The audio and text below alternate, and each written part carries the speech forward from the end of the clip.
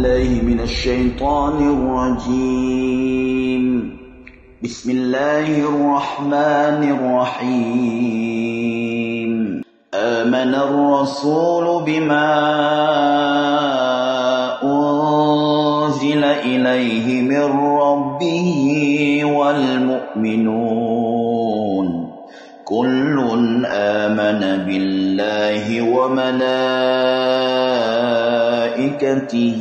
وكتبه ورسله لا نفرق بين أحد من رسله وقالوا سمعنا وأطعنا غفرانك ربنا وإليك المصير.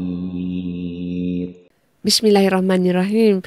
Hai, Assalamualaikum. Welcome back to Cengkeh Channel. Terima kasih korang kerana sentiasa support akak untuk terus bercerita. Hari ni akak nak ceritakan kisah ladang terbiar. Jom dengar kisah akak. Ladang terbiar tu ladang getah korang.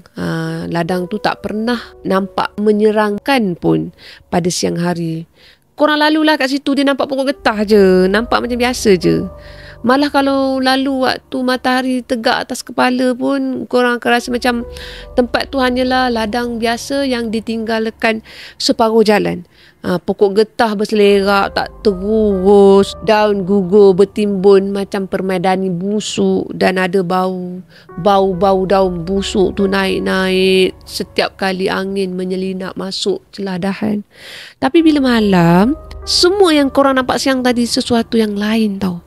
Dan ini yang Adam tak sedar masa dia setuju nak jaga rumah kebun peninggalan arwah datuk dia. Dekat situlah, dekat kebun tu. Rumah kebun tu hanya ada satu bilik je. Berdindingkan kayu papan lapuk, beratapkan zinc yang dah mula berkarat. Dan lantai dia yang bila korang pijak, bunyi dia macam tulang retak perlahan. Adam mula duduk sana bukan sebab dia suka sunyi, tapi sebab dia nak lari daripada tekanan kerja. Dan juga rumah tu satu-satunya tempat yang masih ada nama dia sebagai waris.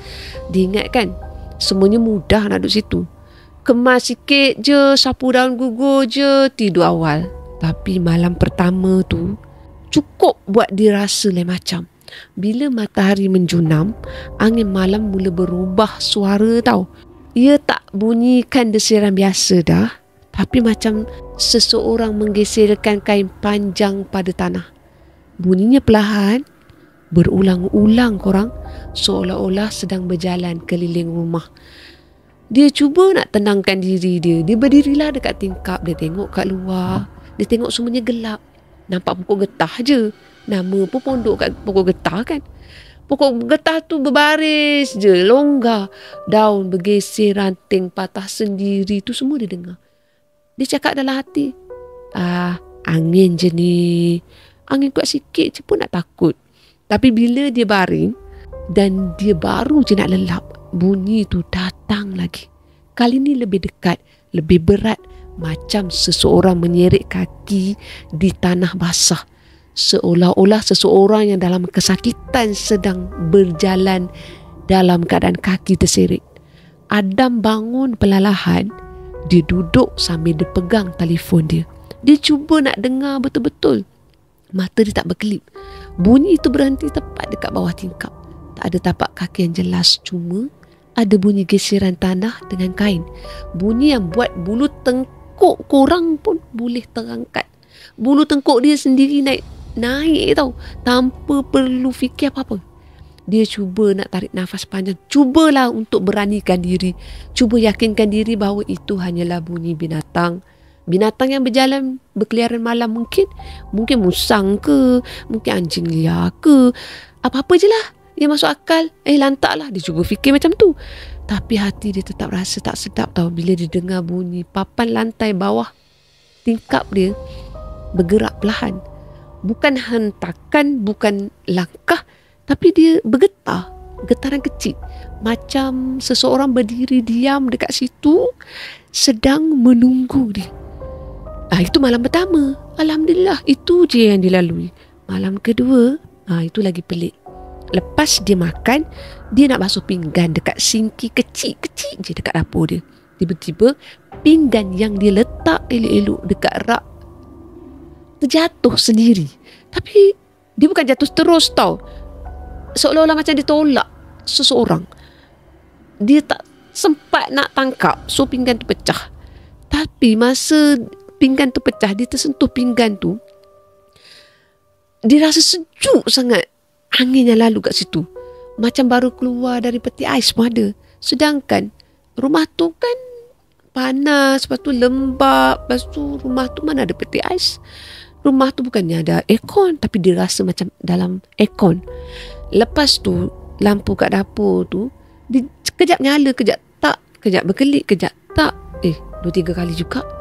Dia macam elektrik yang tak sampai tau. Elektrik nak mati macam tu lah. Tapi bila dia pergi tengok dekat fuse box kan, semuanya okey, tak ada masalah. Dia mula rasa tak sedap hati tau. Tapi dalam masa yang sama, macam ada suara dalam kepala dia suruh dia bertenang. Angin je, rumah lama, relax lah. Angin je, biasalah tu, biasa. Suara hati dia ke suara kepala dia tak tahulah. Dia cuba tidur awal, tapi setiap kali dia hampir nak pejam mata dan nak lap dah, bunyi geseran tanah tu datang balik. Kali ni dari arah belakang rumah pula. Dia bunyi dia agak perlahan, tapi panjang tu yang tak tahan tu. Macam seseorang pakai kain basah. Kain basah tu diseret pula perlahan sambil dia berjalan. Dia pusingkan pula keliling rumah. Itu yang tak tahan tu. Dia duduk kat situ dalam keadaan tegak tau. Lepas tu dia tengok tingkap. Dia tengoklah dengan teliti. Dia cuba dengar perkara yang dia dengar tadi. Dia cuba nak amati ada orang ke tak. Tapi tak ada siapa pun kat situ. Tapi bunyi tu tetap ada tau. Walaupun tak ada siapa-siapa ke, apa-apa ke, binatang apa ke, tapi bunyi tu stay juga ada. Kadang dia dengar bunyi tu macam dekat, kadang dia dengar macam sayup-sayup jauh. Kadang bunyi tu berhenti, seolah-olah benda tu berdiri dan juga tengok ke arah rumah. Jadi Adam ni, dia rasa jari dia ni menggigil tiba-tiba. Tapi dia tak nak lah buat diri dia sendiri takut kan. Dia cuba nak cakap perlahan kat diri dia. Suara dia hampir tak terkeluar. Dia cuba nak sebut Allahu Akbar, tapi suara dia macam tersekat. Lepas tu dia sempatlah terfikir, kalau binatang kenapa jalan keliling macam ni? Nak buat apa dia berjalan macam ni kan? Betul juga, logik lah tu apa yang dia fikirkan. Habis tu kalau orang siapa? Itulah. Malam ketiga pula peristiwa pelik datang lagi. Berturut-turut tanpa beri dia peluang nak bernafas tau. Barang atas meja, dia nampak kedudukan dia berbeza-beza, macam lain. Aku rasa bukan macam ni, aku dah tahu tadi bukan. Dia agak lain sikit daripada asal. Lepas tu dia tengok barang tu macam digerakkan oleh seseorang. Macam nak cakap macam dia nampak cawan tu macam cuba ditolak seseorang tau. Tapi cawan tu tak terbalik. Lepas tu dia ada letak kunci lah dekat atas meja tu. Dia nampak kunci tu macam beralih daripada kedudukan asal. Lepas tu ada sesuatu jatuh daripada almari kat dapur tu. Dia ada rak lah kan.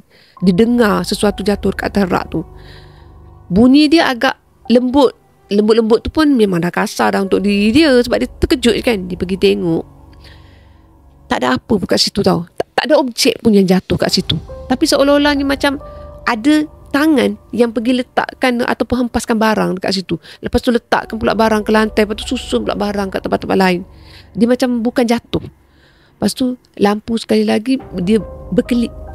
Lepas tu dia pandang kejap. Macam tu lah, dia macam lampu tua, lampu lama, dah lama tak duduk situ kan. Setiap kali lampu tu nak padam kan, Adam merasa udara dalam rumah tu macam menebal tau. Dia rasa macam sejuk pelik. Lepas tu dia bukan sejuk malam yang biasa-biasa, yang dia biasa lalui dekat tempat dia tinggal sebelum ni. Sejuk yang datang dari satu arah yang tertentu macam tu. Sudut bilik yang gelap, sudut bilik yang selama ni dia tak pernah tahu kan. Tapi dari situlah dia dapat rasakan sejuk tu datang. Bila lampu menyala balik, sudut tu kosong. Tapi ada bau macam seseorang dah berada kat situ, tapi seseorang tu dah tak ada kat situ. Dia ibarat macam korang pakai minyak wangi, korang stay kat situ. So akak boleh bau minyak wangi korang. Bila akak buka lampu, akak tengok korang tak ada kat situ. Macam tu lah. Dia macam ada sesuatu dalam rumah dia. Itu apa yang dia fikirkan. Lepas tu bunyi tu datang lagi. Bunyi seretan kain dekat tanah semua, bunyi yang sama juga sejak daripada malam pertama. Tapi kali ni Adam mula perasan bunyi tu bukan bergerak ikut arah angin tau. Dia bukan berpusing secara rawak. Dia bergerak ikut pergerakan Adam. Bila Adam bangun pergi dapur, bunyi tu dia berpindah ke belakang, ke dapur. Bila Adam duduk dekat pintu depan, bunyi tu dia perlahan datang dari arah tangga kecil pergi ke depan. Bila dia berjalan menuju ke tingkap kiri, bunyi tu muncul dari tepi tingkap. Tapi tak tepat lah. Walaupun tak tepat, dia rasa agak dekat. Cukup buat jantung dia tu berdegup laju tau, tanpa berhenti. Sebab bunyi tu dia macam mengekori dia, tapi bukan mengekori secara depan-depan, mengekori di sebalik dinding rumah dia. Dia cuba nak fikir positif kan. Mungkin bunyi tu hanyalah katak ke, cengkit besar ke, ataupun ialah tikus ke gitu, musang ke. Dia cuba fikirlah, bukan rumah dia kan. Mungkin binatang-binatang tu boleh berada anytime je kat situ. Dia pun bukannya biasa tengok binatang tu kan, tapi dia dapat rasakan memang ada sesuatu. Tapi korang, yang pastinya tak ada musang yang jalan ikut manusia tau. Tak ada haiwan yang bergerak satu rumah penuh seolah-olah sedang mengekori setiap langkah dia dalam gelap. Takkan binatang nak buat kerja macam tu. Adam dia pun bangunlah, dia pergi ke tingkap, dia tarik lansir sikit. Masa tu gelap lah. Tapi masa mata dia cuba nak fokus, dia nampak sesuatu bergerak perlahan antara dua pokok getah. Bukan jelas lah, bukan bentuk manusia. Dia hanya bayang yang agak nampak macam sama-sama macam tu, kelam-kelam gitu. Dia bayangan tu tinggi, dia tak bergerak macam binatang tau. Bayangan tu berdiri tinggi sangat. Dia berdiri lama kat situ, seolah-olah sedang perhatikan pada dia balik. Bila angin tiup kan, daun dekat kaki bayang tu tak bergerak. Bayangkan korang, macam angin tu mengelak kawasan tu. Adam dia undur perlahan ke belakang. Lepas tu dia pegang pintu dengan tangan terketar-ketar lah. Jantung dia pun macam rasa macam nak pecah dah masa tu. Dia duduk dekat atas lantai. Lepas tu dia tarik nafas. Dia cuba nak tenangkan diri dia. Tapi dia mula dengar bunyi yang lain pula. Bunyi macam bisikan, macam suara seseorang dari jauh tu panggil dia pun dia rasa macam tu. Bukan kuat lah, tapi macam tu, macam berbunyi lah. Tapi cukup untuk buat dia tu rasa meremang gila lah masa tu. Memang bulu roma dia tegak paras. Ada bunyi pintu dari depan tertutup sendiri. Lagilah dia terkejut melayan suasana yang menyeramkan tu tiba-tiba. Gila. Memang menakutkan untuk diri dia malam tu. Dia bukan rasa terancam tau sekarang ni. Dia rasa terkejut amat. Bukan je rasa takut, dia bercampur dengan rasa marah. Dah kenapa buat macam ni kat aku lah, macam tu. Dia rasa berat, marah yang amat sangat tau. Dan dia rasa macam suara yang dah lama tak digunakan diri dia tu, memang suara jantan dia nak keluar. Memang dia nak maki balik semula, tapi itulah tak keluar pun. Memang dia rasa, memang dia nak hamunkan pada benda tu kan, tapi tak keluar. Dia cuba cakap perlahan, siapa ni? Ya Allah, siapa ni? Astaghfirullahaladzim. Tapi itulah suara dia macam terketar-ketar, macam tersekat-sekat. Lepas tu bunyi tu hilang. Dibacakan apa surah-surah lazim yang pendek-pendek yang diingat dibaca. Tuangan terbalik juga sebenarnya. Masuk malam keempat, semuanya jadi bertambah pelik lah untuk dia. Tapi pelik yang tak teratur. Seolah-olah ada pola pergerakan tertentu. Bunyi seretan tanah dekat luar tu datang setiap masa. Tapi Adam mula perasan dia selalu muncul bila dia mula rasa gelisah tau. Bila lampu dapur padam, dia mulalah dia panik kan. Bunyi tu kedengaran dekat luar, tingkat dapur semua dalam keadaan yang mengikuti rentak panik dia, seolah-olah nak tarik perhatian dia. Dia sebenarnya mungkin aku ni berhalusinasi ke, tengok barang bergerak sendiri ke. Tapi dia terkejut tau, sebab kedudukan barang tu berubah. Bunyi tu muncul dari bawah tangga dekat depan rumah dia, macam-macam bunyi lah. Bila dia duduk atas katil sambil dia genggamkan telefon dia, lepas tu dia pelukkan bantal dia tu, bunyi tu bergerak perlahan tau dari arah ladang tu menuju ke tingkap bilik dia. Macam memang saja nak fokus kat dia je. Tu bukan lagi dia nak mengacau dah. Memang dia betul-betul prank gila-gila. Prank ni apa, menakutkan kan, betul tak? Kurang macam tu. Tak ada, maksudnya dia memang betul-betul buat jantung Adam ni rasa macam nak terhenti kat situ. Sebenarnya kan Adam dia cakap benda tu, bunyi tu semua muncul bila Adam tu sendiri rasa takut. Macam nak pastikan Adam ni takut dengan aku ke tak, takut dengan aku ke tak. Macam tu lah, aku tu akan tak pastilah kan aku tu apa kan. Tapi dia macam nak menakut-nakutkan Adam. Bayangan hitam dah mula dia nampak kan. Dia tak tahulah sama ada olahan fikiran dia ataupun memang dia nampak ke, tapi dia cakap dia nampak. Mula muncul lebih kerap tau. Tapi tetap tak mendekati dia lah. Kadang dia fokus pada pokok getah. Dia nampak juga bayangan yang gelap hitam tinggi sangat. Kadang dia tengok dekat tangga kecil tu, dia cuba tengok kosong. Dah jadi serba tak kena lah. Kadang dekat belakang rumah ada bunyi pelik-pelik. Jadi bayang tu macam memanggil dia, macam menunggu dia, macam memerhatikan dia dalam keadaan sabar tau. Seolah-olah bukan makhluk yang nak menyerang, tapi sesuatu yang cuba nak tunjukkan kewujudan dia kat situ. Macam tu. Dia kan baru sampai kat situ. Jadi dia macam, kalau kita ni kan bercakap, tu salam perkenalan. Macam dekat IPT, dekat U kan. Tu baru salam perkenalan. Junior kan. Macam tu kan. Ibarat macam tu lah. Adam mulalah cakap sorang-sorang. Bukan dia bercakap tu sebab dia gila ke apa ke. Tapi dia tak tahu nak luah macam mana. Dan dia tak tahu. Dia lebih suka cakap sorang-sorang lah time tu. Sebab dia tak tahan dengan keadaan sunyi sebenarnya. Dia berbisik sorang-sorang. Siapa engkau, dia tanya. Apa engkau nak dengan aku? Dan setiap kali dia tanya, angin akan bertiup perlahan. Dia perasan dekat telinga dia. Daun akan berbunyi tau, bergeser. Ranting akan patah. Dan akan bunyi seretan tanah datang dari arah semak. Seolah-olah mengiyakan soalan dia. Menjawab soalan dia. Ikut sini macam tu lah. Masuk malam seterusnya. Kak pun tak tahulah malam ke berapa. Bunyi tu dia dah makin jelas.